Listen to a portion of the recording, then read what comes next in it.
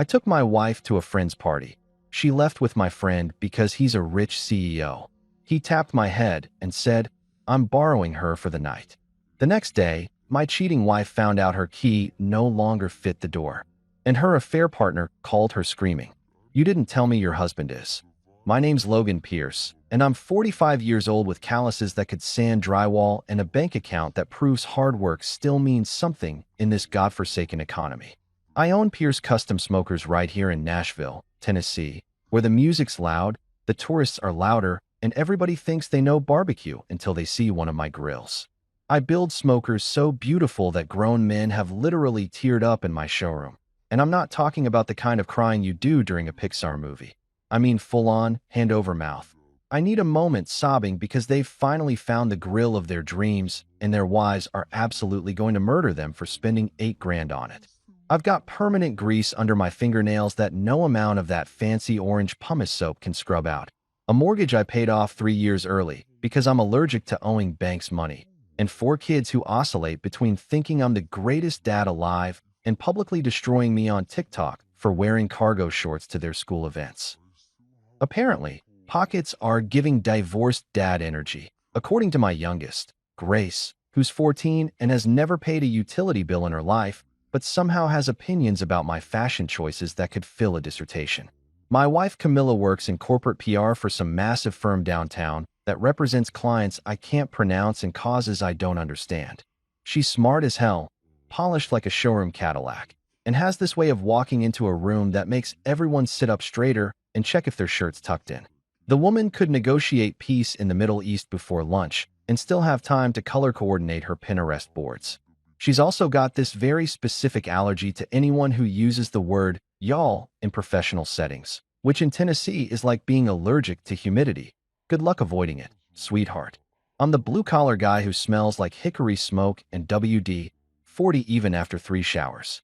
She's the cocktail dress type who owns more shoes than I have tools, which is saying something because my workshop looks like Home Depot had a baby with a medieval torture chamber. For 15 years, I genuinely thought opposites attract.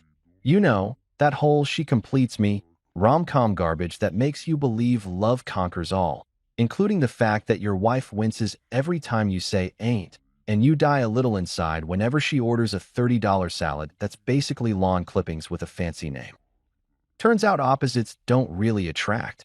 They just tolerate each other with varying degrees of passive aggression until someone richer shows up with a yacht, and suddenly all those irreconcilable differences become very, very reconcilable.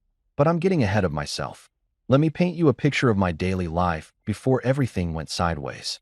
I wake up at 5:30 every morning, not because I'm some motivational poster psychopath who thinks sleep is for the weak, but because that's when my internal clock decided to permanently set itself back when I opened my business 20 years ago. I stumble to the kitchen, make coffee strong enough to strip paint, and head to the workshop behind our house, a 2,000-square-foot monument to American craftsmanship and my refusal to ever work for anyone else again. By 6 a.m., I'm already covered in metal shavings and making enough noise to wake the neighborhood, which is why our neighbors, Tom and Linda, passive-aggressively gifted me noise-canceling headphones last Christmas. I didn't have the heart to tell them that's not how sound works, so now I just wave at them extra enthusiastically whenever they glare at me through their kitchen window. My kids are a whole different story. There's Eli, my 18-year-old who's starting college in the fall and has somehow inherited his mother's business sense and my complete inability to take anything seriously. He handles our social media because apparently I post like a divorced stepdad trying to relate to Gen Z, which I don't fully understand but definitely sounds insulting. Then there's the twins, Mason and Maya, who are 16 and in that beautiful phase where they think everything I do is embarrassing, including breathing too loud and existing in public spaces. And finally, Grace, my baby girl who plays piano like an angel and roasts me like a celebrity on a Comedy Central special. Camilla usually leaves the house by 7:30, dressed in outfits that cost more than my truck payment, smelling like expensive perfume and ambition. She'll kiss me on the cheek, the same way you'd pat a dog who tried his best, and remind me about whatever social obligation I've been dreading for weeks. Meanwhile, I'm standing there in my work jeans with a coffee stain on my shirt, wondering how we ended up here and whether this is what making it is supposed to feel like. See, here's the thing about being married to someone from a completely different world. Eventually, you start noticing the cracks. Not the big, dramatic ones, those you can patch. I'm talking about the tiny hairline fractures that spread slowly, like when she stopped laughing at your jokes and started laughing at them, or when "we should go out more" turned into "I'm going out more," or when your friends became your friends instead of our friends. But I'm a blue-collar guy who builds things for a living, so I figured if I just kept working hard, kept providing, kept showing up, everything would be fine. That's what guys like me do. We fix things. We don't talk about feelings or go to couples therapy or read books with titles like The Five Love Languages that Camilla kept leaving on my nightstand like breadcrumbs to emotional availability. I just kept building grills, making money, and convincing myself that 15 years of marriage meant something. That the house we bought together, the kids we raised, the life we built, surely that was enough. Surely she wouldn't throw all that away for someone who probably uses beard oil and says things like, "Let's circle back on that," in casual conversation. Spoiler alert, I was wrong. Dead wrong. The kind of wrong that makes you question every decision you've ever made and wonder if you've been playing checkers while everyone else was playing chess. But that's a story for the next chapter, and trust me, it's a doozy. Camilla had been begging me to attend Trevor Langston's house party for 3 weeks straight, which should have been my first red flag. But hindsight is 20/20, and I was apparently legally blind. She'd bring it up during breakfast, during dinner, during commercial breaks of whatever crime show we were pretending to watch together while actually scrolling through our phones. "Logan, we really should go," she'd say with that tone that wasn't asking. It was informing me of a decision that had already been made in her head, and I was just the last person to get the memo. Trevor's a self-made tech CEO, the kind of guy who somehow turned an app that rates parking spots into a $200 million empire, because apparently that's how capitalism works now. We went to college together back when he was just a regular dude who wore graphic tees and ate ramen unironically. But somewhere between graduation and his third startup, he transformed into the kind of man who uses words like synergy and liquidity event in actual sentences while wearing Italian leather shoes that probably cost more than my truck's down payment. He's got that Silicon Valley smugness that makes you want to check if your wallet's still in your pocket every time he shakes your hand.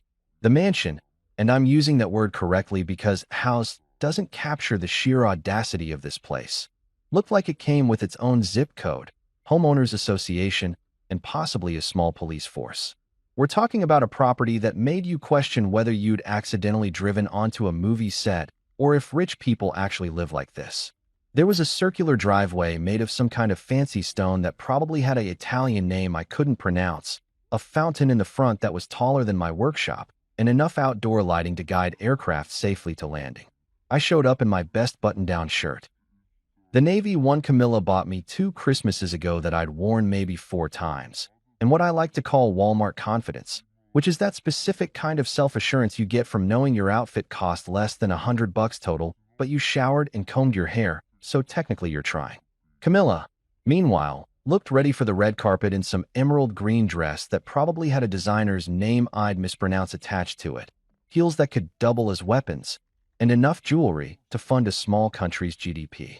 The party was already in full swing when we walked in, and I immediately felt like I'd shown up to a black tie event wearing a Halloween costume labeled "regular guy who works for a living."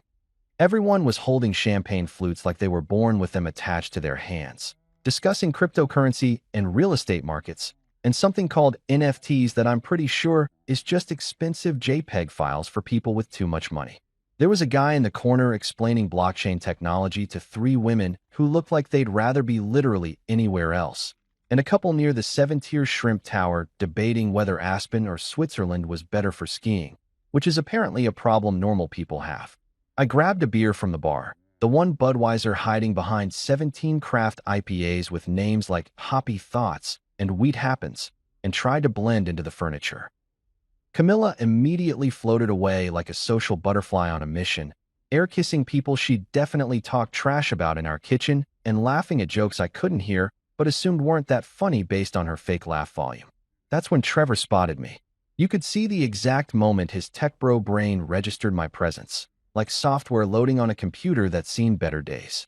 He came striding over in his designer casual wear, You know, the kind of outfit that looks simple but costs more than most people's monthly rent, with this megawatt smile that probably came standard with his Tesla. Logan, my man, he shouted loud enough for half the party to turn and look, which was exactly his intention because guys like Trevor don't do anything without an audience. He slapped me on the back hard enough to make me spill some beer on my hand, which I'm pretty sure was a power move disguised as friendliness. Great seeing you. Been too long, brother. How's the grill business? Still playing with fire? He said, playing with fire, like I was running a lemonade stand instead of a six-figure custom fabrication business. But I smiled and nodded because that's what you do at parties where you don't belong. Business is good, Trevor. Real good. How's the parking app game? His eye twitched slightly. Nobody likes being reminded that their fortune came from telling people where to park their cars, but he recovered fast. Oh, you know, we've pivoted. Expanded into micromobility solutions and urban planning integration, really disrupting the infrastructure space. I had absolutely no idea what any of those words meant in that order, but I nodded like he'd just explained gravity. Sounds synergistic, I said, using the one tech word I knew, and I swear I saw him get a little aroused by it. That's when everything went from uncomfortable to somebody call my lawyer, real quick. Trevor's eyes drifted over my shoulder and locked onto Camilla, who was across the room looking like $1,000,000 and clearly enjoying the attention of some finance bro who definitely owned multiple boats. Trevor's smile changed, got wider but somehow less friendly, like a shark that just spotted something interesting in the water. Hey, speaking of synergy, he said, and I should have known right then that nothing good follows that phrase. Mind if I borrow Camilla for a little private networking? There's some people I want to introduce her to. Could be huge for her career, you know? Connections, opportunities, all that good stuff. He said it so casually, like he was asking to borrow my lawn mower, not my wife. And here's the thing that really burned. He was looking at me, but talking to the crowd that had gathered around us, performing this whole scene for an audience that was eating it up like it was premium entertainment. Before I could process what was happening, before my brain could catch up with my ears and formulate a response that wasn't either pathetic or felonious, he reached out and tapped my head. Twice. Pat pat. Like I was a golden retriever who'd done a good trick. Like I was a child who needed reassurance. Like I was anything other than a grown man whose wife was about to leave with another man while a room full of rich people watched it happen.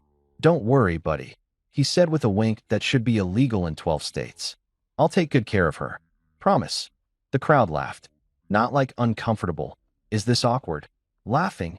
Actual, genuine laughter, like this was the funniest thing they'd seen all week.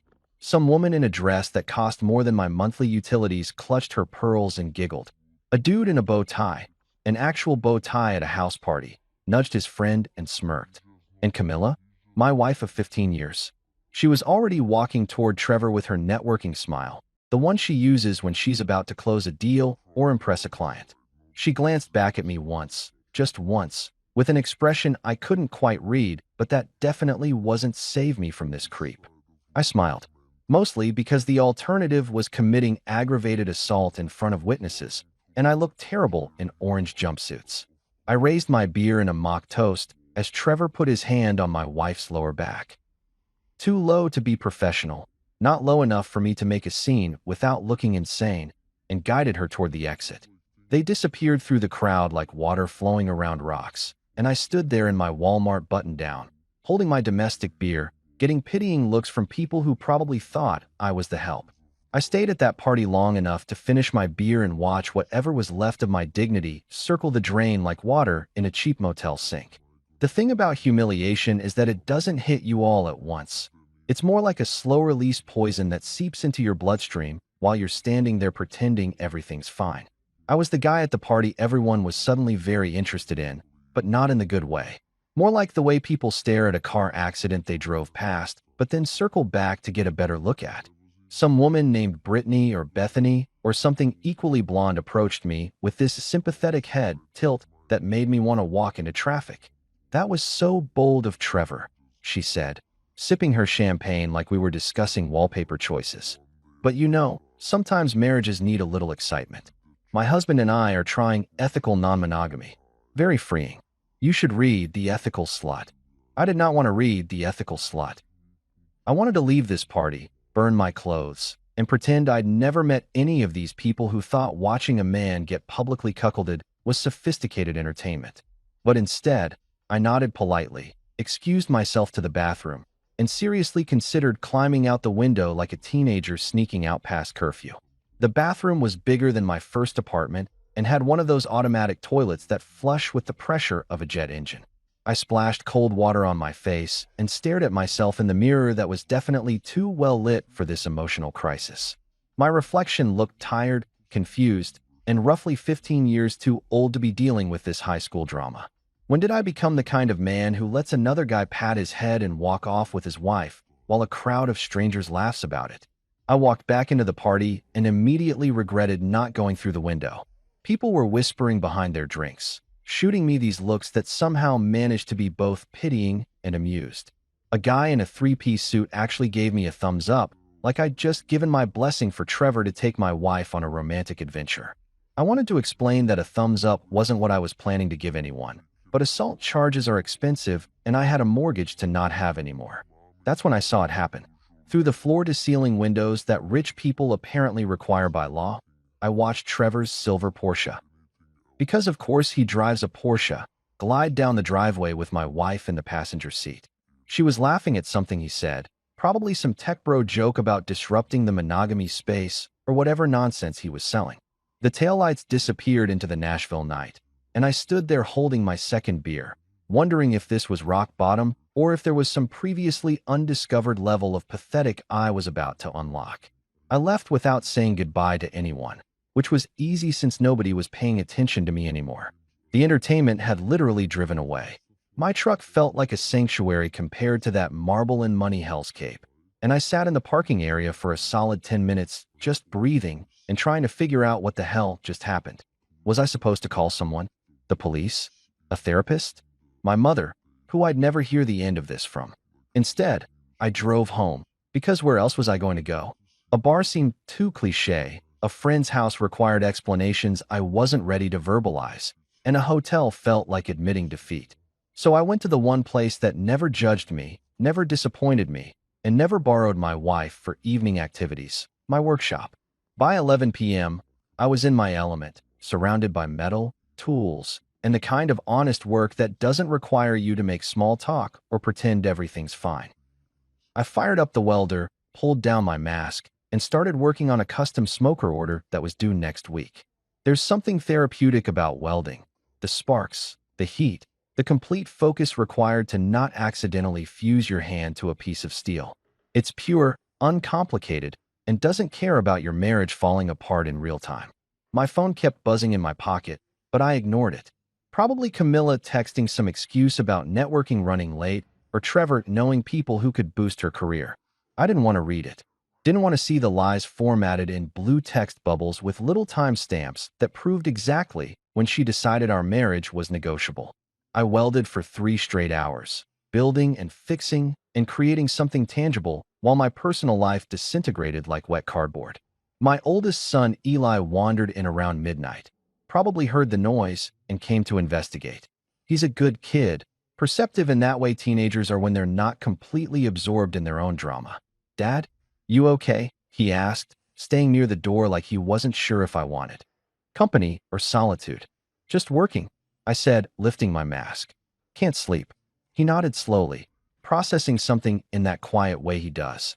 "Mom's not home yet." I noticed. That's weird, right? It's midnight on a Tuesday. I didn't know what to tell him. How do you explain to your 18-year-old son that you watched his mother leave a party with another man while everyone laughed? How do you maintain the illusion that adults have everything figured out when you're literally welding at midnight? Because it's the only thing keeping you from driving to that hotel you know they're at and doing something that'll end up on the evening news. "She's networking," I finally said, and even I didn't believe it. Eli gave me this look. Not quite pity, not quite understanding, but something in between that made me feel both seen and completely exposed. "Right? Networking. At midnight." He paused. "Want me to stay out here with you?" And that's when I almost lost it. Because this kid, this young man who I'd raised to be honest and loyal and decent, was offering to keep vigil with his disaster of a father in a workshop that smelled like metal and broken dreams. But I shook my head. Go to bed, son. School tomorrow. I'm fine. He didn't look convinced, but left anyway, and I went back to welding, losing myself in the work until my phone buzzed so aggressively it nearly vibrated out of my pocket. I almost didn't check it. Almost just kept working until sunrise and dealt with reality when it had better lighting. But something made me pull out my phone, and that's when I saw it. A notification from our joint credit card. A charge had just gone through at 2:04 a.m. The Langston Grand Hotel. Room service and accommodations. $512. $512. Not even the decency to use his own card. My wife was cheating on me on my dime, at a hotel that probably had his last name on it, charging romantic midnight snacks to the account I funded with grease-stained hands and 60-hour work weeks. I sat down on my work bench, phone in hand, staring at that notification like it was written in a foreign language I was just learning to read. And that's when something shifted. The hurt was still there, burning like the welding torch I'd just set down, but underneath it was something else. Something colder, clearer, anger, pure, focused, productive anger. By sunrise, I'd stopped crying internally and started planning externally, because revenge, real revenge, doesn't happen in the heat of the moment. It happens in the cold light of day when you've had time to think, to strategize, to build something that'll last longer than an emotional outburst. And brother, I was about to build a masterpiece. The next morning, I woke up on my workshop couch with a crick in my neck that felt like someone had tried to hang me from a tree and given up halfway through. My phone showed 17 missed calls from Camilla and a text that just said, "We need to talk," which is universally recognized as the 4 words that have never preceded anything good in the history of human communication. I deleted it without responding, because we absolutely did not need to talk. She'd said everything she needed to say when she climbed into that Porsche, and I'd heard it loud and clear at 2 in the morning when my credit card got charged for her little romantic adventure. I stumbled into the house, made coffee strong enough to wake the dead and possibly violate several FDA regulations, and stood in my kitchen trying to figure out what you're supposed to do the morning after your wife cheats on you, with a tech millionaire at a hotel that probably had Egyptian cotton sheets and a minibar stocked with champagne that cost more than my weekly grocery budget. The internet would probably suggest therapy or meditation or some kind of cleansing juice fast, but I'm a Tennessee man who builds things with my hands, and I knew exactly what I needed to do. I needed to go to Home Depot. Home Depot is the therapy center for betrayed husbands, divorced dads, and men going through any kind of crisis that requires physical solutions to emotional problems. You can't fix a broken marriage with a cordless drill, but you can damn sure fix the locks so the broken marriage stays outside where it belongs. I threw on my work jeans, grabbed my truck keys, and headed out before any of the kids woke up, because this was the kind of mission that required focus and zero questions about feelings.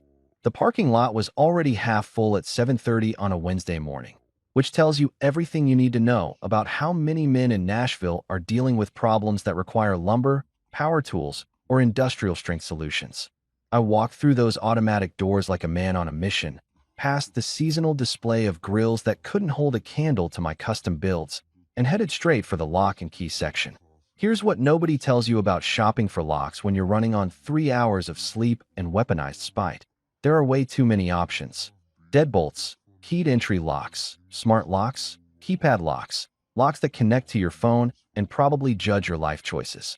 I stood there staring at an entire wall of home security options while a Home Depot employee in an orange apron that had seen better days approached me with the cautious energy of someone who'd dealt with plenty of men in crisis. "Can I help you find something?" he asked. His name tag said Derek, and he had the look of a guy who'd heard some stories in his time working the lock aisle. "Yeah, I need 4 deadbolts," I said. "Good ones. The kind that keep out people who think borrowed for the night is an acceptable relationship status." Derek didn't even blink. "Girlfriend or wife?" "Soon-to-be ex-wife." He nodded sagely, like I'd just confirmed a diagnosis he'd suspected. "Aisle 3 has our premium residential deadbolts. Schlage makes a good one, rekey kit included. You'll want the satin nickel finish. Matches most existing hardware." He paused. "You want the kind with the thumb turn on the inside or double key?" "The kind where she can't get in even if she finds a way to copy a key." "Double key it is." He walked me over to the premium section and pointed out a set that looked like it could secure Fort Knox. These are pick-resistant, bump-proof, and rated grade 1 by ANSI. Basically, short of a battering ram, nobody's getting through these without permission. I grabbed 4 sets, because our house has a front door, back door, side door, and garage entry that all needed upgrading from married couple security to Fortress of Solitude status. Derek helped me load them into my cart along with a new drill bit set, because mine were older than my marriage and probably just as worn out. At the checkout, I also grabbed a donut from the sad little bakery section near the exit, because emotional devastation requires sugar, and I'm not above stress eating grocery store pastries at 8 in the morning.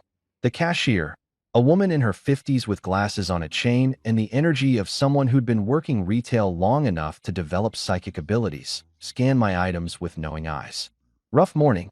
she asked, not unkindly. "Just improving home security," I said, taking a bite of the donut that was somehow both stale and soggy. "Specifically from people who think marriage has a return policy." She stopped scanning and looked at me over her glasses. "Honey, I changed my locks 3 times during my second divorce. Best $200 I ever spent, even better than the divorce lawyer." She leaned in conspiratorially. "Pro tip, change your Netflix password too. Nothing pisses them off more than losing access to their watch history." I genuinely laughed for the first time in 12 hours. "That's evil. I respect that." "That's survival," she corrected, handing me my receipt. "Good luck with the locks. And get yourself a real breakfast after that donut. You look like you haven't eaten since yesterday."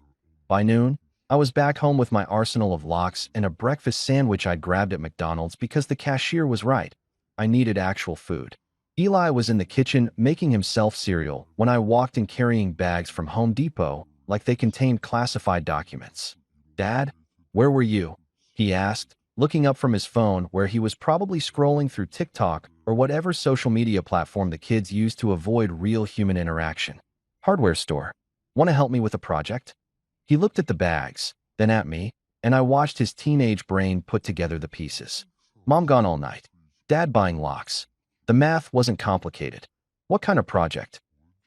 "The kind where we improve home security and establish healthy boundaries." "You're changing the locks," he said flatly. It wasn't a question. "Every single one. You in?" Eli set down his cereal bowl and grabbed his phone. "Let me text Mason and Maya. They're going to want to see this." "This isn't entertainment," I said, but I was lying because it absolutely was, and we both knew it.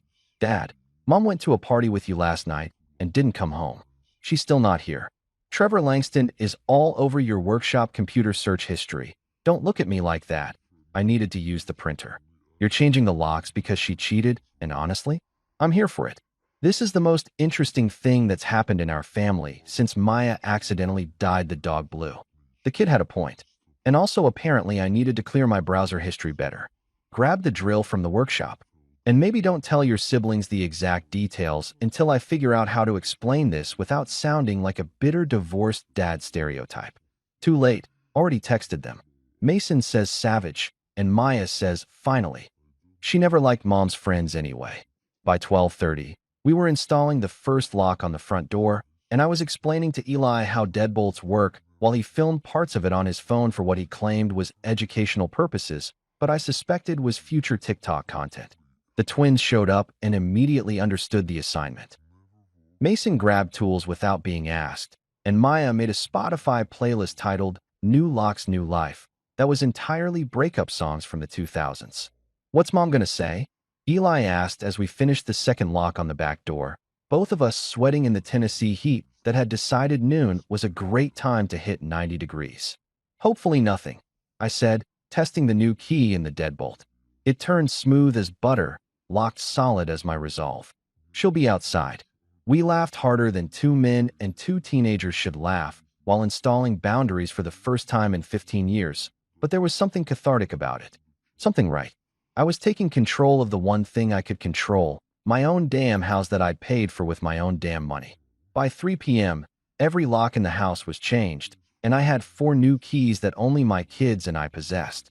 The old keys were in a baggie in my workshop, evidence for the lawyer I definitely needed to call. My phone buzzed with another text from Camilla. "Where are you?" "I'm on my way home." I looked at my kids, looked at my newly secured home, and typed back, "I'm home. Not sure you can say the same." Eli high-fived me. Maya turned up her breakup playlist. Mason just grinned and said, "This is going to be so good."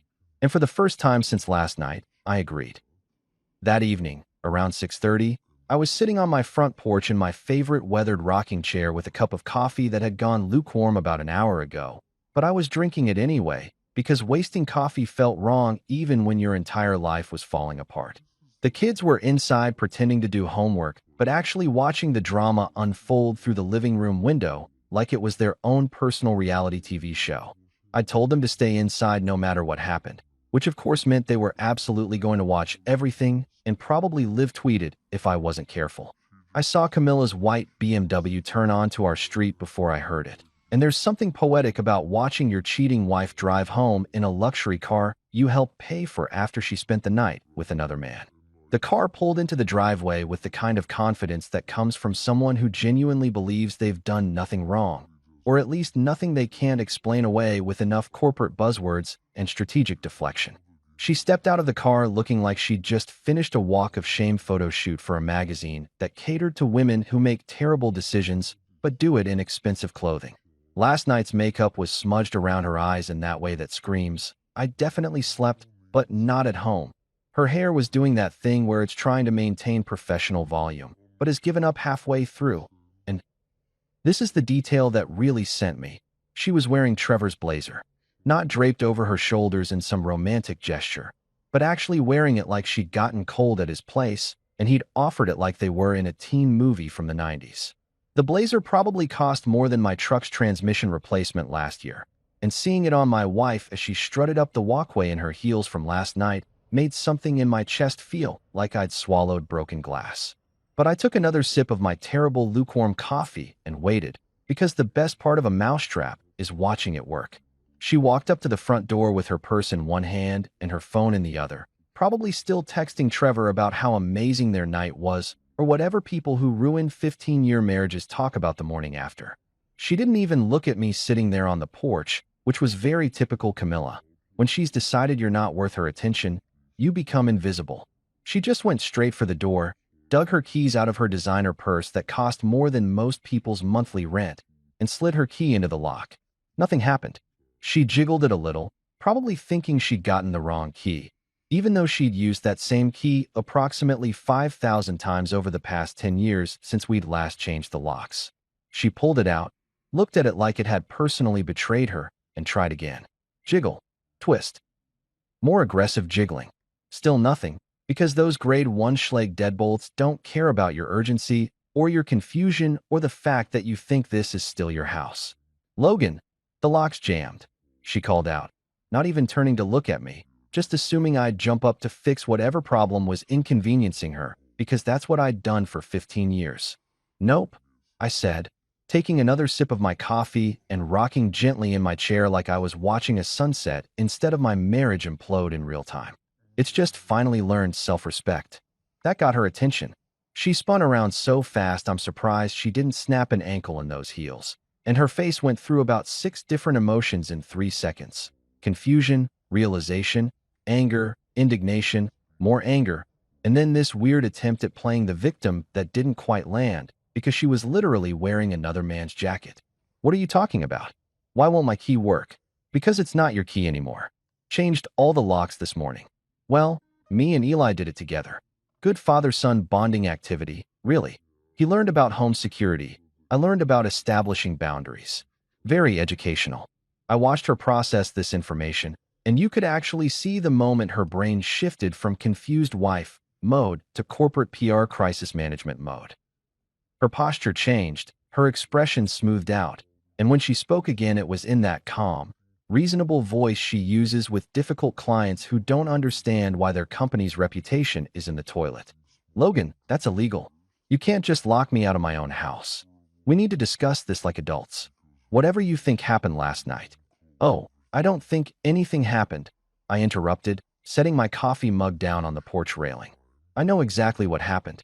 You left a party with Trevor Langston around 9:30, spent the night at the Langston Grand Hotel in what I'm assuming was a very nice room, ordered $512 worth of room service and accommodations on our joint credit card, and came home wearing his blazer like you're in some kind of romance novel for people with zero self-awareness." Her face went pale, then red, then pale again. You were spying on me? Nope. You charged it to my credit card. That's not spying. That's just reading receipts. Although I gotta say, if you're going to cheat, maybe use his money instead of mine? Just a thought for future reference. By this point, our neighbors had started gathering. Tom and Linda from next door had come out onto their porch with what I'm pretty sure was popcorn. The Hendersons across the street were in their yard pretending to check their mailbox, but absolutely watching everything. Mrs. Patterson from 3 houses down had her phone out, and I'm about 70% sure she was filming this. Logan, you're being ridiculous, Camilla said. But her voice had that edge that meant she knew she was losing control of the narrative. Trevor and I were networking. It ran late. He offered me his guest room because I'd had champagne and didn't want to drive. His guest room at the Langston Grand Hotel? That's interesting, because when I called them this morning asking about their room configurations, they told me they don't have guest rooms. They have suites, romantic suites, with king-sized beds and champagne service. I leaned back in my rocking chair. But hey, maybe you two just really needed to network horizontally. The neighbors made various sounds of shock and amusement. Tom actually choked on his popcorn. Linda was clutching his arm like this was the finale of a show she'd been binge-watching. Camilla's face had gone full crimson now, and she abandoned the calm professional act entirely. You have no right to lock me out. This is my house too. I have legal rights. We're married. We're married. I corrected. Past tense. You filed for divorce the moment you decided Trevor's Porsche was more appealing than our marriage vows. I'm just making it official by controlling the one thing I actually can, my property that I paid for. This is harassment. This is emotional abuse. I'm calling my lawyer. Great idea. While you're at it, ask them about Tennessee's fault-based divorce laws and whether adultery affects asset division. I'll wait. I picked up my coffee mug again. Actually, I won't wait here because it's getting cold and I have dinner to make for my kids. Our kids. The ones you didn't come home to last night because you were too busy networking in a hotel suite. She was shaking with rage now, her hands clenched into fists, and I almost felt bad until I remembered the sound of everyone laughing when Trevor patted my head and walked off with my wife. Almost. Where am I supposed to go? She demanded. And there was a crack in her voice that might have moved me yesterday. But today it just sounded like consequences finally catching up. Maybe stay at Trevor's, I suggested, standing up and stretching like I'd just finished a relaxing afternoon instead of ending my marriage on the front porch. He seems to enjoy borrowing things. Maybe he'll let you borrow a room, or a couch, or whatever rich people with no morals have in their mansions. The neighbors erupted. Tom was full-on cheering. Linda was crying laughing. Mrs. Patterson had definitely gotten all of this on video and was probably already uploading it to Facebook with a caption like Nashville drama at the Pierce house. The Hendersons were high-fiving each other like their team had just scored a touchdown. Camilla looked around at the audience she hadn't realized she'd accumulated, and something in her expression shifted from angry to humiliated. She grabbed her purse, turned on her heel, and marched back to her BMW with as much dignity as someone wearing their boyfriend's blazer could manage. "You'll regret this," she shouted through her car window before peeling out of the driveway fast enough to leave rubber marks. "Already don't," I called back, waving cheerfully. She disappeared down the street, probably heading straight to Trevor's to complain about her unreasonable husband who had the audacity to be upset about infidelity. I stood there on my porch, surrounded by the cheering approval of my nosy neighbors, and raised my coffee mug in a mock toast. Tom and Linda gave me a standing ovation. Mrs. Patterson was still filming. The Hendersons came across the street to shake my hand and tell me I'd done the right thing. And you know what? This is the part that made me laugh out loud on my porch at 7 in the morning. Spousal support. Spousal support. The woman who worked in corporate PR making 6 figures wanted me to pay her monthly checks because apparently cheating on your husband is exhausting work that deserves compensation. There was also a restraining order request claiming I'd unlawfully denied her access to her residence and created a hostile and unsafe environment through harassment. Apparently, changing the locks on my own house after she spent the night with another man was harassment. Meanwhile, leaving your husband at a party to go bang a tech millionaire was just networking. The legal system is wild, y'all. I took the letter inside, made coffee strong enough to strip paint off my truck, and called the one person I knew could handle this level of matrimonial warfare. Harvey Cole, a bulldog attorney who looked like someone had crossed a linebacker with a law professor and given the result a really expensive suit and a permanent scowl that scared prosecutors. I'd met Harvey 5 years ago when he helped me navigate a contract dispute with a supplier who thought delivery date was more of a suggestion, and I'd kept his card ever since because something about him screamed, "This man wins arguments for a living and enjoys it." Harvey answered on the second ring. "Logan Pierce. Haven't heard from you since the McMurray contract situation. Please tell me you're not calling about another supplier issue. Worse, wife issue. She cheated. I changed the locks. Now she's hired Fletcher and Baines and wants half my stuff plus spousal support." There was a pause, and then Harvey laughed. Not a polite chuckle, but a full-on belly laugh that sounded like he'd just heard the setup to the world's best joke. "Fletcher and Baines? Oh, this is going to be fun. Those clowns think they're sharks, but they're more like goldfish with law degrees. Give me 2 hours, and I'll be at your place with my associate. Don't talk to anyone. Don't sign anything. And for the love of God, don't post about this on social media. I don't even know how to use Twitter." "Perfect. Keep it that way." 2 hours later, Harvey showed up at my house with an associate who looked like she could calculate your net worth just by looking at your shoes. Her name was Lila Zhou, and she introduced herself as a forensic accountant who treats spreadsheets like murder scenes, which was simultaneously the most terrifying and most impressive thing I'd ever heard someone say about Excel. She was maybe 35, wearing a blazer that meant business, and carrying a laptop that probably cost more than most people's cars. We sat in my dining room, the same table where Camilla and I had eaten approximately 5,000 meals together and discussed everything from mortgage payments to our kids' report cards, and I told them everything. The party, Trevor's head pat, the Porsche, the hotel charge, the lock change, the driveway confrontation, all of it. Harvey took notes in a legal pad with handwriting that looked like it could be used as evidence of a crime, and Lila typed on her laptop with the intensity of someone hacking into the Pentagon. "Okay," Harvey said when I finished, leaning back in his chair like a therapist who'd just heard a particularly juicy confession. "Here's the good news. Tennessee recognizes fault-based divorce, and adultery is absolutely grounds. The bad news is that Fletcher and Baines will argue it was a one-time mistake. She was drunk. You overreacted, blah, blah, blah. They'll paint her as the victim and you as the controlling husband who locked her out in retaliation. But I have the hotel receipt, time-stamped, on my credit card, which proves she was there, not necessarily what happened there." He held up a hand before I could interrupt. I know, but we need more than a hotel charge to really nail this down. We need a pattern. We need financial discrepancies," Lila interrupted, her eyes still locked on her laptop screen like she'd just discovered the formula for cold fusion. "Logan, do you have access to all your joint accounts? Bank statements, credit cards, investment accounts?" "Yeah, we've always had joint everything. She handles most of the household bills and her own business expenses, but I can see it all." "Good. I need every statement from the last 2 years. Bank accounts, credit cards, retirement funds, business accounts, everything. If she's been cheating, she's been spending money on it, and rich men don't hide their transactions very well because they think they're untouchable." I gave Lila access to our accounts through the bank's online portal, and watching her work was like watching a concert pianist perform. Her fingers flew across the keyboard. Her eyes tracked numbers that meant nothing to me, but apparently told her entire stories, and every few minutes she'd make a little noise that sounded like hum, or interesting, or oh, you idiot.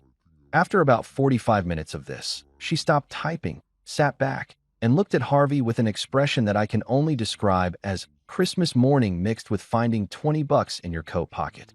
"Harvey, you're going to want to see this."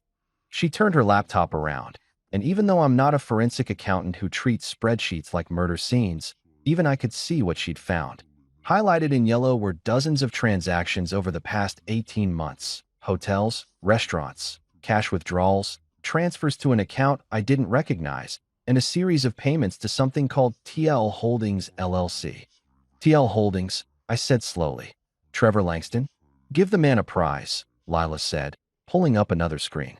"Trevor Langston Holdings, registered in Delaware, because of course it is, 6 months ago." And your wife has transferred $46,000 to this LLC over the past 6 months. Small amounts, nothing that would trigger alerts, but consistent. Every 2 weeks, like clockwork, anywhere from $1,500 to $3,000. My mouth went dry. $46,000? From our accounts? Not exactly. Here's where it gets interesting. She pulled up more screens, and I felt like I was watching someone explain a heist in a movie, except this was my actual life. She's been pulling from your business operating account, Pierce Custom Smokers. Small amounts again, always categorized as business expenses or client entertainment, or my personal favorite, professional development. She's been embezzling from your company to fund her boyfriend's LLC. The room went very quiet.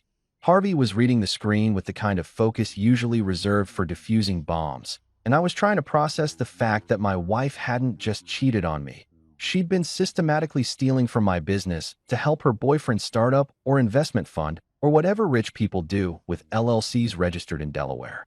So she's not just an adulterer, Harvey said slowly, and I could hear the grin in his voice even though his face stayed professional. She's a thief. She's been committing financial infidelity and actual fraud. Logan, my friend, your wife just brought gasoline to a barbecue competition. Can we use this?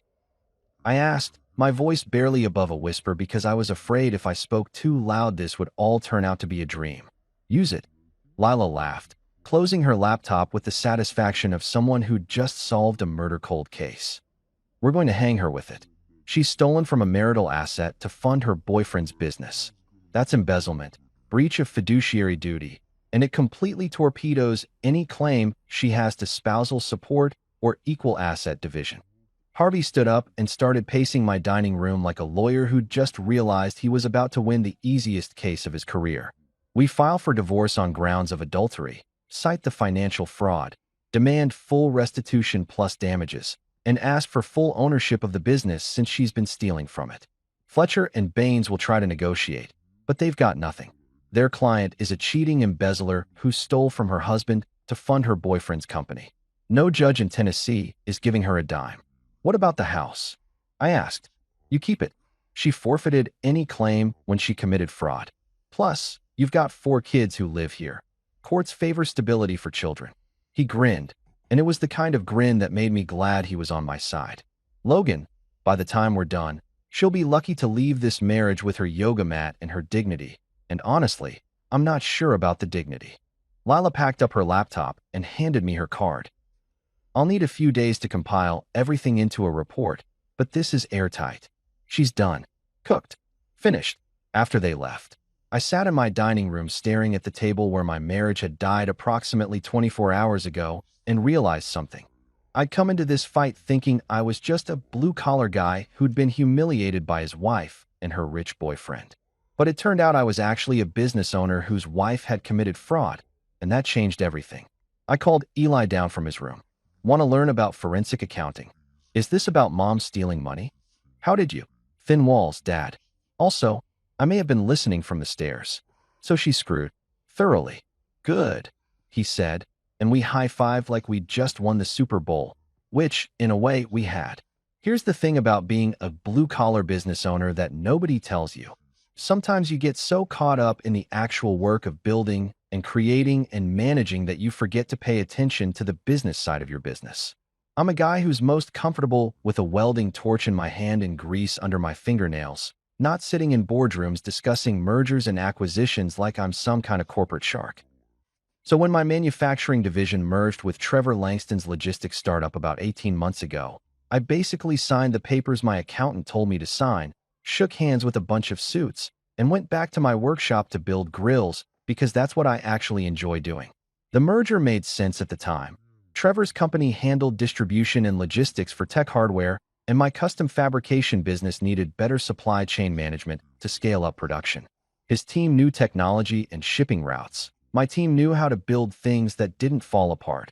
And together we formed some kind of business supercouple that was supposed to revolutionize the custom manufacturing space, or whatever buzzwords the consultants used to justify their fees.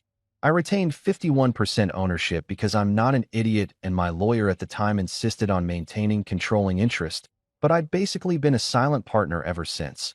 letting Trevor run the day-to-day operations while I focused on the actual product, which meant Trevor had been strutting around for the past year and a half as the CEO of our merged company, giving TED Talks about disruption and innovation, getting interviewed in business magazines, and generally acting like he built an empire from scratch instead of merging his moderately successful logistics app with my actually profitable manufacturing business. And because I didn't care about the spotlight or the speaking circuit or any of that corporate theater, I let him have it. I was happy being the guy in the background who actually made the stuff while he took the credit and the stage time. But here's what Trevor apparently forgot in all his self-congratulatory glory. I still owned 51%. I was still, technically and legally, his boss. And bosses can fire people, especially when those people sleep with their wives and steal $46,000 from company accounts to fund their own side projects. The Monday after Lila discovered Camilla's embezzlement scheme, I did something I hadn't done in over a year. I called an executive meeting at our main office. Not a, hey, let's catch up over lunch meeting, but a full formal boardroom situation with our CFO, our operations manager, our head of HR, and all the department leads who actually ran the company, while Trevor gave PowerPoint presentations about synergy. I sent the meeting invite at 8 p.m. on Sunday night, marked it as mandatory, and included exactly zero context about what we'd be discussing. I showed up at the office at 8:30 Monday morning wearing my best suit. And yes, I own a suit. Multiple suits actually, because despite what my wife and her country club friends thought, I'm not some backwoods hick who doesn't know how to dress professionally. I just choose not to most of the time because suits are uncomfortable and I prefer clothes that don't mind getting dirty. But today called for armor. And in the corporate world, armor comes in the form of a charcoal gray Tom Ford suit that I'd bought for my father's funeral 5 years ago and had worn maybe 3 times since. Our CFO, Patricia Chun, was already in the conference room when I walked in, and her eyebrows shot up so fast I thought they might achieve orbit. Logan, I didn't know you were coming to this meeting. I mean, I saw you scheduled it, but I thought that I'd send someone in my place like usual. I sat down at the head of the conference table, the spot I'd never actually sat in before because I'd always let Trevor have it. Not today, Patricia. Today I'm here for the full show. The other executives filed in looking confused. Dave Morrison from operations, Jennifer Huang from HR, Robert Torres who ran our manufacturing floor, and about 6 other department heads who definitely weren't used to seeing me in the office before noon, let alone in a suit. They all took their seats, shooting each other those looks people give when they're trying to figure out if someone died or if the company's being sold. At exactly 9 a.m., Trevor walked in. He was wearing what I'd come to think of as his uniform. Expensive jeans that somehow cost more than dress pants, a button-down shirt with the sleeves rolled up to show off his Apple Watch, and loafers that probably required a mortgage payment.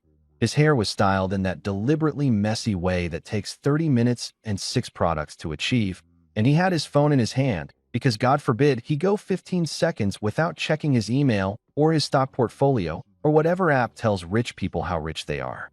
He walked in smiling, nodding at everyone like a politician working a room, and started to head for the chair at the head of the table. You know, the one I was currently occupying.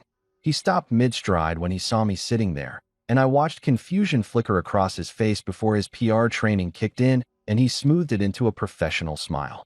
Logan, buddy, didn't expect to see you here. Taking a break from the workshop? He said it like I was a kid playing hooky from school, condescending and amused. I didn't realize you were planning to sit in on this meeting. Want to take a different seat so we can get started?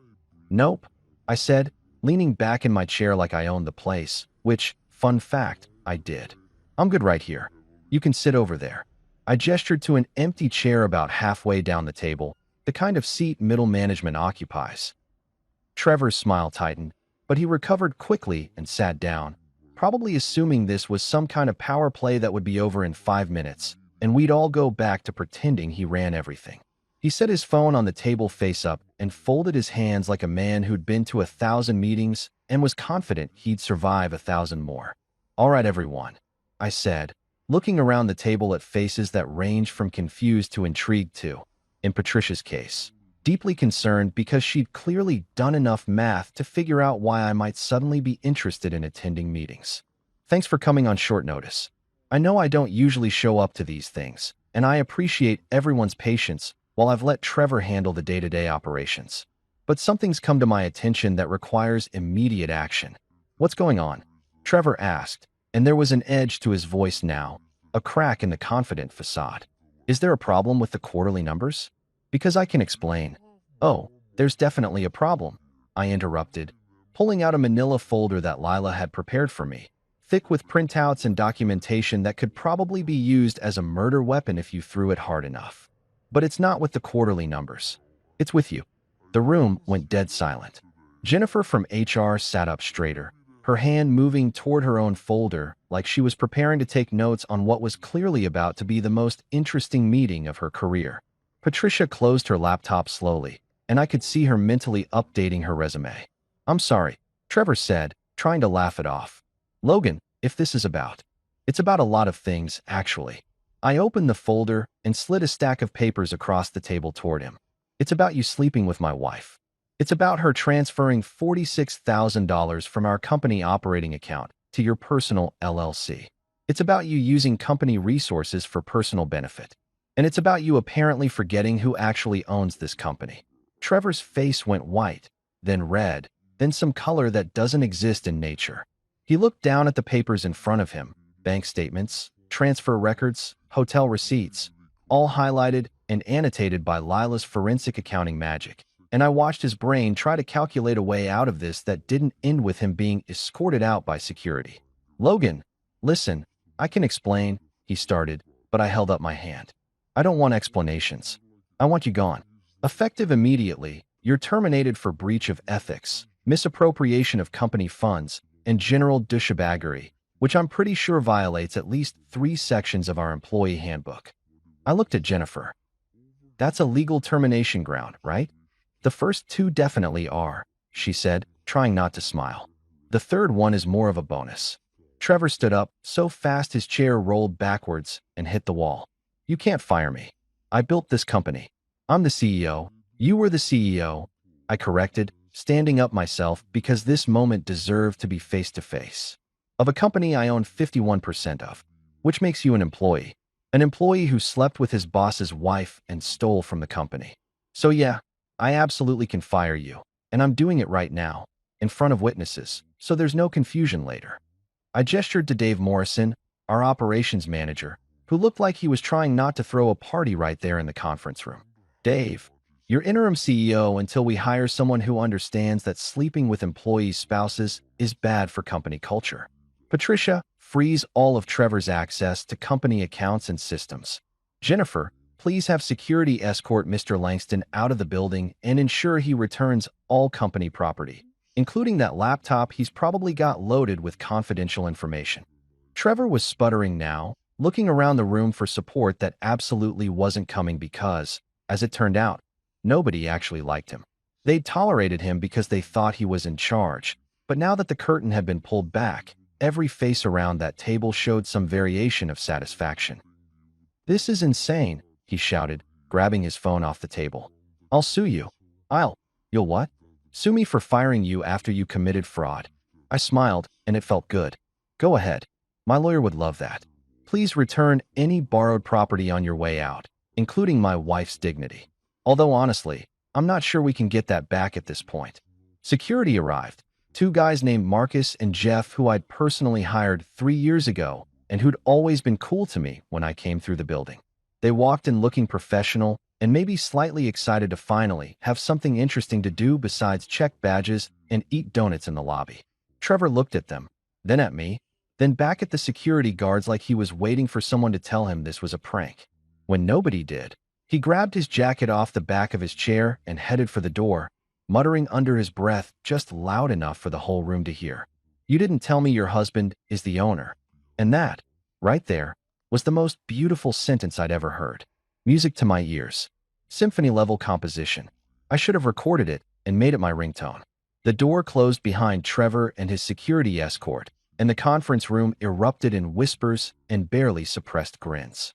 Patricia looked at me with something that might have been respect. Well, she said, that was the most interesting termination I've witnessed in 20 years of corporate finance. A conservative navy dress that probably came from Nordstrom, minimal jewelry, hair pulled back in a way that was supposed to make her look humble and sympathetic. She'd even toned down her makeup, going for that natural, "I'm just a simple woman who made a mistake" look that was about as authentic as a $3 bill. The only thing missing was a string quartet playing sad violins in the background. The judge was the Honorable Patricia Brennan, a woman in her early 60s who had a reputation for not suffering fools and taking exactly zero nonsense from lawyers who thought they could charm their way through family court. I'd heard stories about Judge Brennan.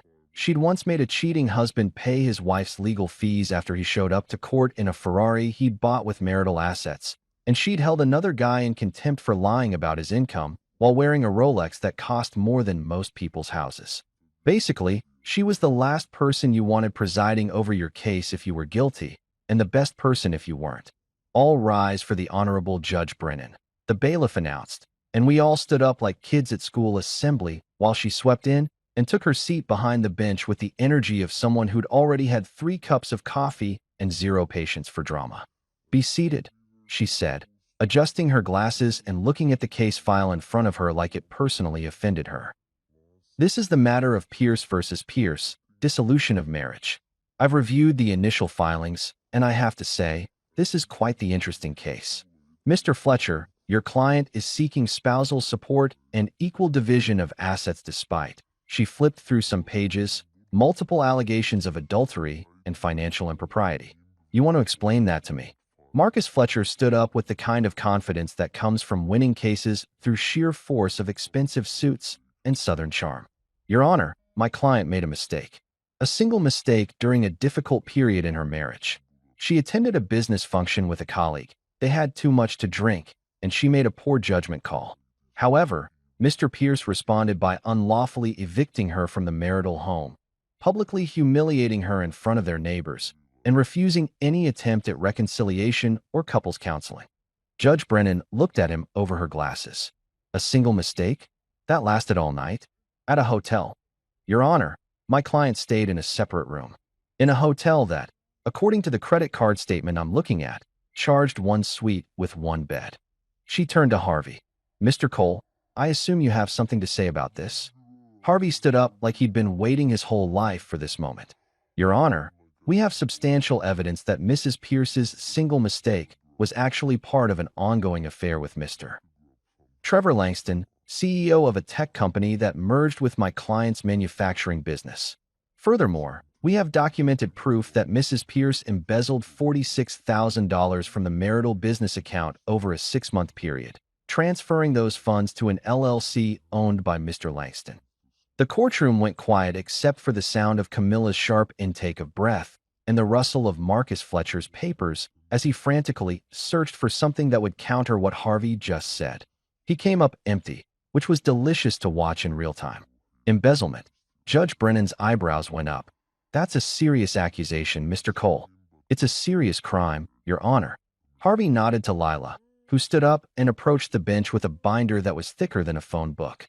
"My associate, Ms. Zhou, is a forensic accountant who has compiled a comprehensive report documenting every transaction.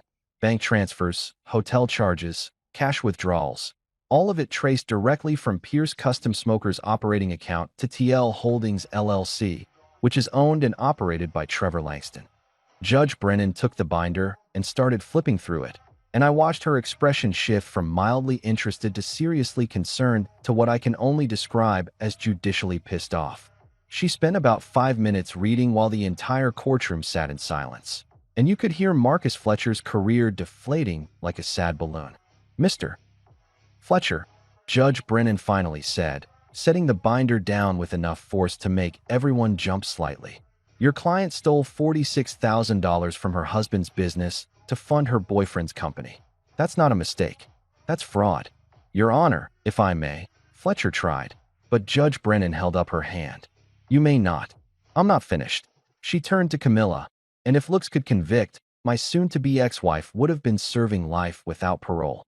"Mrs. Pierce, you spent $46,000 of marital assets on another man's company while sleeping with its CEO, who, and I find this particularly ironic, reports to your husband, who owns 51% of the merged company. Is that correct?" Camilla opened her mouth, closed it, looked at her lawyer for help that wasn't coming. and then quietly said, "Yes, Your Honor." "And you're seeking spousal support?" Judge Brennan's tone suggested she found this request about as reasonable as asking for a refund on a used parachute. "Your Honor, my client has become accustomed to a certain lifestyle," Fletcher started, but Judge Brennan cut him off with a look that could have frozen hell. "A lifestyle funded by money she stole from her husband's business to give to her boyfriend? Mr. Fletcher, I've been doing this for 23 years, and I have to say, the audacity of this request is breathtaking. I'm almost impressed." Harvey was trying not to smile, but I could see it tugging at the corners of his mouth. Lila had her poker face on, but her eyes were practically glowing with satisfaction. This was better than any outcome we could have hoped for, and we weren't even halfway through the hearing. Judge Brennan continued reading through the evidence, occasionally making notes, and at one point she actually laughed, not a polite courtroom chuckle, but a genuine, "this is absurd," laugh that made the court reporter look up from her machine. "Your Honor," Fletcher tried again, clearly desperate to salvage something from this disaster. "My client is willing to forego the spousal support request if we can negotiate a fair division of assets." "Fair?" Judge Brennan interrupted. "What exactly would be fair here, Mr. Fletcher? She committed adultery, embezzled from the business, and you want me to give her half of what's left? The business she stole from. Community property laws state. Community property laws also account for fault-based grounds and dissipation of marital assets." She closed the binder and looked directly at Camilla. "Mrs. Pierce, here's what's going to happen. You're going to receive exactly nothing from the business you stole from. You're going to receive no spousal support. Mr. Pierce will retain the marital home, as he has 4 minor children who require stability. You will split whatever is left in your joint personal accounts. After restitution of the $46,000 you embezzled, with interest." "Your Honor, that's..." Fletcher started. "I'm not finished." Judge Brennan's voice could have cut glass. "Mrs. Pierce will also be responsible for her own legal fees, as this court does not look favorably on people who commit fraud and then expect their victims to pay for their lawyers. Mr. Pierce will retain full custody of the children, with Mrs. Pierce receiving supervised visitation until such time as she can demonstrate financial and personal stability." Camilla was crying now, but they weren't the sympathetic tears of a wronged woman. They were the tears of someone who just realized that consequences are real and judges don't care about your Hallmark movie costume. Marcus Fletcher looked like he'd aged 10 years in the past 20 minutes, and I'm pretty sure he was mentally calculating how much of his retainer he'd have to return. As for assets, Judge Brennan continued, clearly on a roll now. "Mrs. Pierce will receive her personal effects, any individually titled property, which according to this file is none, and a 2009 Toyota Yaris currently valued at approximately $1,200. "A Yaris?" Camilla choked out.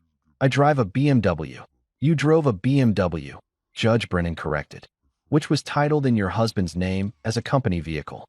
The Yaris is the only car individually titled to you.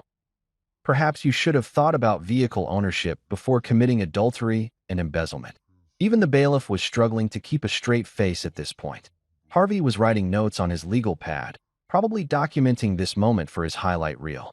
Lila had closed her laptop, her work here clearly done. Judge Brennan banged her gavel with the finality of a door slamming shut on Camilla's dreams of taking half my stuff. "This court finds in favor of the petitioner, Mr. Pierce. Divorce granted on grounds of adultery. Mrs. Pierce, I strongly suggest you use your apparent business acumen to find gainful employment, because you're going to need it. We're adjourned." As everyone stood for the judge's exit, I looked over at Camilla, who was sobbing into a tissue while Marcus Fletcher awkwardly patted her shoulder and probably contemplated retirement. She caught my eye for just a second, and I saw everything there: regret, anger, humiliation, and the dawning realization that she'd traded 15 years of marriage and financial security for a tech bro with a Porsche and an LLC. Harvey clapped me on the shoulder as we walked out of the courtroom. "Well, that went better than expected." "Better?" I said. "That was beautiful." The bailiff was laughing. "He was trying very hard not to," Lila added. But yes, he was definitely laughing. We stepped out into the Nashville sunshine, and for the first time in a month, I felt like I could actually breathe. I should have known the story would leak eventually, because Nashville is technically a big city, but socially functions like a small town where everyone knows everyone else's business and gossip spreads faster than a grease fire in a deep fryer. What I didn't expect was for it to go nuclear on the internet within 48 hours of the court hearing, transforming me from Logan Pierce, guy who builds grills, to Logan Pierce, patron saint of betrayed husbands everywhere. It started with Mrs. Patterson, my neighbor who'd filmed the driveway confrontation on her phone like she was documenting a nature documentary. She posted it to her Facebook with a caption that read, "You won't believe what just happened on my street," which is basically the internet equivalent of ringing a dinner bell for drama-hungry social media users.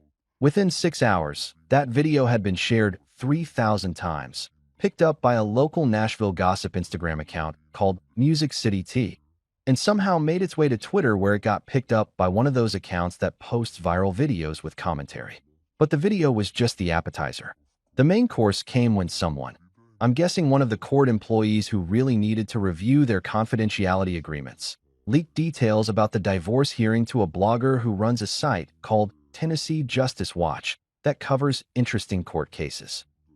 The blogger, a woman named Jessica Mills who apparently has a law degree and too much time on her hands, wrote a piece titled, "Man Fires Wife's Boyfriend After Being Borrowed for the Night, Then Wins Everything in Court." The article was detailed, dramatic, and devastatingly accurate. She had everything: the party, the head pat, the hotel charge, the lock change, Trevor getting escorted out of his own company by security, and the judge basically roasting Camilla in open court. Jessica wrote it like a thriller novel, and by the time I found out about it at 10 p.m. on a Thursday night when Eli burst into my workshop yelling, "Dad, you're famous on the internet," it had already been read 200,000 times and was climbing. By Friday morning, the story had escaped containment. It was on Reddit's front page in 3 different subreddits: r/pro-revenge, r/nuclear-revenge, and r/justice served, with a combined total of about 40,000 upvotes and comments that ranged from supportive to absolutely unhinged. Someone on Twitter with 500,000 followers had posted about it with the caption, "This is the most satisfying revenge story I've ever read, and it's real." And suddenly my phone was blowing up with notifications, friend requests, and messages from people I hadn't talked to since high school asking if I was that grill guy from the viral story. The memes started rolling in by Friday afternoon, and I have to admit, some of them were absolutely brilliant. My personal favorite showed a photo someone had pulled from my business website, me standing next to one of my custom smokers, wearing my work apron and safety glasses, with the caption, "Respect the man with soot on his hands. He probably owns your company." That one got reposted about 50,000 times and somehow became the unofficial slogan of blue-collar workers everywhere who were tired of being underestimated by corporate types. There was another one that showed a split image. On one side was a guy in a suit looking smug and corporate, labeled "Thinks He's the Boss," and on the other side was a picture of someone welding, labeled "Actually is the Boss." That one hit a little too close to home, but I'd be lying if I said I didn't save it to my phone. Eli, being 18 and fluent in internet culture, immediately saw the business opportunity. He came to me Saturday morning while I was in the workshop trying to ignore the fact that my personal life had become entertainment for millions of strangers, and he had his laptop open with a presentation that he'd apparently stayed up all night making. "Dad, we need to capitalize on this," he said, setting the laptop on my workbench between a half-finished smoker and my coffee mug that had gone cold 3 hours ago. "Your story is trending on literally every platform. People are invested. They're rooting for you. And more importantly, they want to buy stuff from you." "Eli, I'm not using my divorce as a marketing strategy." "You're not. The internet already did that for you. I'm just saying we should take advantage of the fact that people are Googling Pierce custom smokers about 1,000 times an hour right now." He pulled up our website analytics, and sure enough, our traffic had gone from maybe 200 visitors a day to over 50,000. Our contact form has 273 requests for quotes that came in since yesterday. 273, Dad. That's more than we usually get in 3 months. I stared at the screen, trying to process the numbers that didn't seem real. People want to buy grills from the guy whose wife cheated on him. They want to buy grills from the guy who took his life back and owned it. Eli corrected. "You're not the victim in this story anymore. You're the hero, and heroes sell products." He clicked to another tab showing our Instagram account, which I barely knew we had. I've been posting behind-the-scenes stuff from the workshop, some of your custom builds, and people are eating it up. We've gained 15,000 followers since Thursday. 15,000? I sat down on my work stool, suddenly feeling like I needed to be closer to the ground. Eli, that's insane. That's marketing, baby. He was way too excited about this, but I had to admit, he had a point. Here's what I'm thinking. We launch a special edition line called the Loyalty Series. Premium smokers, top-of-the-line craftsmanship, everything we're known for, but with a custom engraving that says, "Don't get burned." Get it? Because they're smokers, and also because loyalty. I looked at my son, this kid who I'd raised on a steady diet of terrible dad jokes and life lessons learned through manual labor, and realized he'd inherited both my work ethic and apparently a devious marketing brain I didn't know existed. That's actually brilliant. I know, he said without a trace of humility. And I already mocked up some designs. He showed me the renderings he'd created, beautiful custom smokers in our signature style, but with the phrase, "Don't get burned," etched into the metal in a font that somehow managed to look both classy and slightly threatening. They were gorgeous, they were on brand, and they were absolutely going to sell like crazy. How much do we charge for these? I asked, because I was still thinking like a craftsman and not a business owner riding a viral wave. 1,500 more than our standard premium model, Eli said without hesitation. People will pay for the story. They'll pay to be part of something that means standing up for yourself and not taking crap from people who don't respect you. This isn't just a grill, Dad. It's a statement. We launched the Loyalty Series that Sunday night with a post on our website and social media that Eli wrote. Introducing the Loyalty Series, premium smokers for people who know their worth. Don't get burned. Simple, clean, and apparently exactly what the internet wanted, because we sold out our first production run of 25 units in 6 hours. 6 hours. People were posting photos of their orders on social media, tagging us, sharing the story, and somehow turning my personal nightmare into this weird cultural moment about self-respect and not letting people walk all over you. A sports radio host in Atlanta bought one and talked about it on his show. A lifestyle blogger in Austin made an entire post about buying products from people with integrity. A celebrity chef whose name I can't mention for legal reasons, but who definitely has a show on the Food Network, called our business line directly and ordered 3 custom units for his restaurants. The orders kept coming. By Monday, we had a wait list of over 300 people willing to pay premium prices and wait 12 weeks for a custom smoker, just so they could own a piece of the Loyalty Series. Eli hired 2 of his friends from high school to help manage customer service inquiries, and I had to bring on 3 additional welders just to keep up with production demand. My twins, Mason and Maya, who'd previously shown zero interest in the family business beyond occasionally helping me move heavy equipment, suddenly wanted in on the action. Mason started filming TikToks of the manufacturing process, welding, metal cutting, assembly, and his videos were getting hundreds of thousands of views from people who apparently loved watching blue-collar work being done with skill and precision. Maya, who'd always been good with design, started creating custom engraving options for customers who wanted to personalize their smokers with their own anti-betrayal messages. By Wednesday, we'd been contacted by 3 different news outlets wanting to do human interest stories, 2 podcasts about entrepreneurship, and a producer from a morning talk show who wanted to fly me to New York to discuss turning personal tragedy into business triumph, which sounded exhausting but also kind of amazing. The weirdest part was the messages I got from complete strangers thanking me for my story.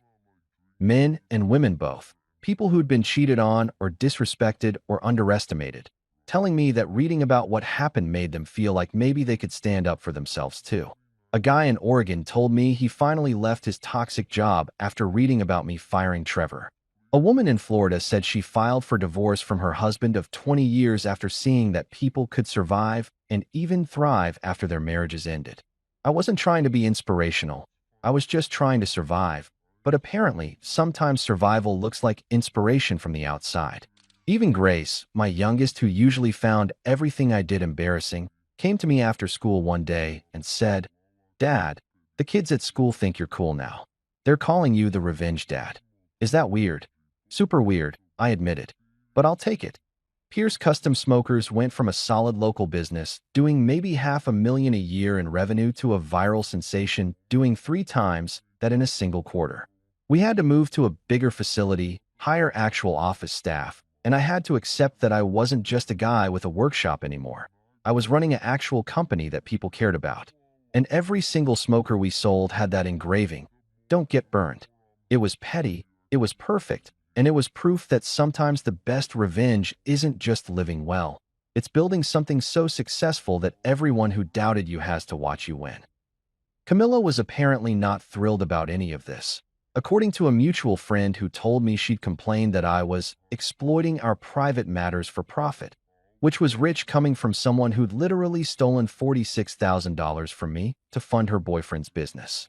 But her complaints didn't matter anymore, because she wasn't part of my story anymore except as the villain who made the hero's journey necessary. In business, like the kids say on the internet, it was absolutely bust sin, or fire, or whatever the current slang is. Point is, it was smoking hot.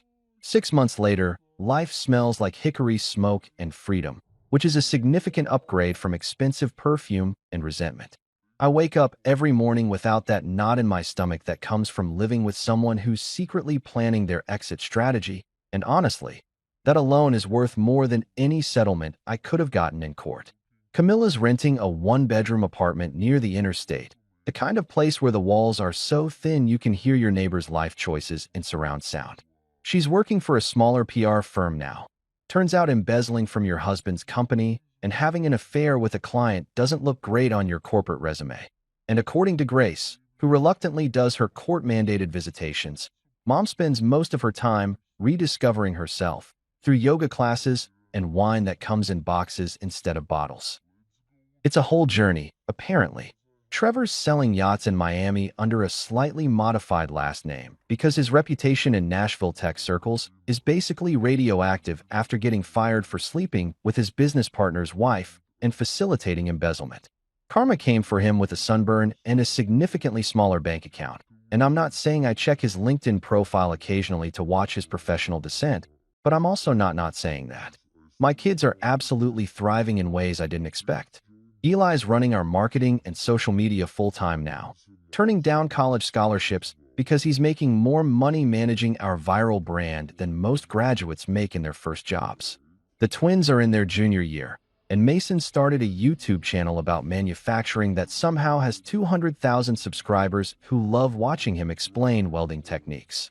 Maya's handling custom design orders and already talking about studying industrial design in college. And Grace, my baby girl who's now 15 and terrifying, plays piano while I work in the evenings. This beautiful background music that makes the workshop feel less like a job and more like home. Sometimes I glance at the framed $1 bill hanging above my desk in my office, the same dollar Trevor used that night to symbolically borrow my wife, and I just laugh. It's mounted next to a brass plaque that Eli had made as a joke, but that I kept because it's actually perfect. The plaque reads, "Some men get burned. Others learn to build with fire." Pierce Custom Smokers is doing numbers that would have seemed impossible a year ago. We've got a 6-month wait list, celebrity clients, and a brand that somehow became about more than just grills. It became about self-respect, loyalty, and not letting people treat you like you're disposable. Every smoker that leaves our facility has that engraving, "Don't get burned." In business, it's not just good, it's smoking hot, which is exactly how I like it. Turns out the best revenge isn't just living well. It's building something so successful that everyone who underestimated you has to smell the smoke and wonder what they missed. I'm not bitter anymore. I'm just busy. And honestly, that's better than any closure therapy could have given me.